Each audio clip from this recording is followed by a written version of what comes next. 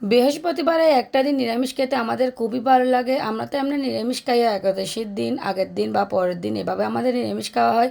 তবে বৃহস্পতিবারে নিরামিষটা আমাদের খুবই ভালো লাগে খেতে। হ্যালো এভরিওয়ান, সবাইকে আমার একটা নতুন ভিডিওতে স্বাগতম।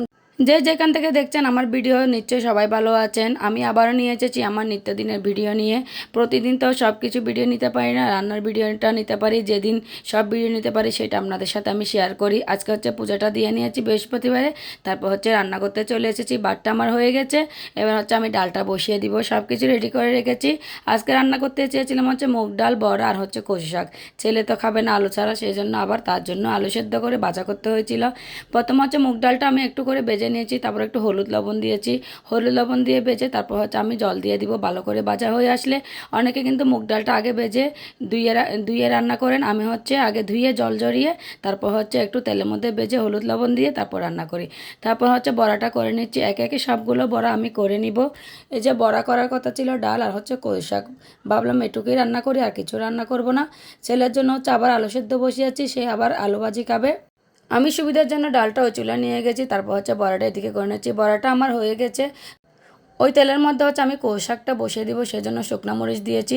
তারপর হচ্ছে পাঁচফোড়ন দিয়ে নিয়েছি। তারপর আমি যে কচু শাকটা সেদ্ধ করে রেখেছিলাম, ওখানে হচ্ছে ডালও ছিল, ডালটা আর কচু শাকটা একসাথে সেদ্ধ করে নিয়েছি লবণ হলুদ দিয়ে। ওই শাকটা আমি দিয়ে নিয়েছি। এই শাকটা দিয়ে আমি ভালো করে ভেজে নিব। তারপর হচ্ছে দুটো তেজপাতা দিব, আর একটু হলুদ আর একটু জিরা গুঁড়া দিব। কাঁচামরিচ দিয়েছি, টমেটো দিব, আর হচ্ছে শুকনা মরিচ তো দিয়েছি, সেজন্য হচ্ছে আমি গুঁড়া মরিচটা দিব না। গুঁড়া মরিচটা এমনি শাকের মধ্যে আমি ব্যবহার করি না। এই যে আমি হলুদ আর জিরা গুঁড়াটা দিয়ে নিয়েছি। এরপর হচ্ছে কাঁচামরিচ আর টমেটোটাও দিয়ে নিব। তারপর হচ্ছে ভালো করে আমি এটা মিক্স করে নিব। ওদিকে আমার ডালটাও হয়ে গেছে ওখানে, ওই জন্য কাঁচামরিচ আর হচ্ছে টমেটোটা দিয়ে নিচ্ছি। তারপর হচ্ছে সম্বাদ দিব ডালের মধ্যে। এদিকে টমেটো কাঁচামরিচ এগুলো দিয়ে ভালো করে কষু শাকটা মিক্স করে নিব। ভালো করে মিক্স করা হয়ে গেলে নামানোর আগে শুধু গরম মশলা দিব। তার মধ্যে হচ্ছে একটু লেবুর রস দিব, যাতে একটু গলা না ধরে। এই যে লেবুটা দিয়ে নিচ্ছি। তারপর হচ্ছে গরম মশলা দিয়ে আমি নামিয়ে নিব। কচু শাকটা আমার প্রায় হয়ে গেছে। এখন হচ্ছে গরম মশলাটা মিক্স করে আমি কচু শাকটা হচ্ছে নামিয়ে নেব। এরপর হচ্ছে ডাল সম্বার দিয়ে দিব। কচু শাকটা আমি নামিয়ে নিয়েছি। ডাল সম্বারের জন্য হচ্ছে শুকনা মরিচ তেজপাতা দিয়েছি। তারপর হচ্ছে পাঁচফোড়ন দিব, ডালটা সম্বার দিয়ে দিব।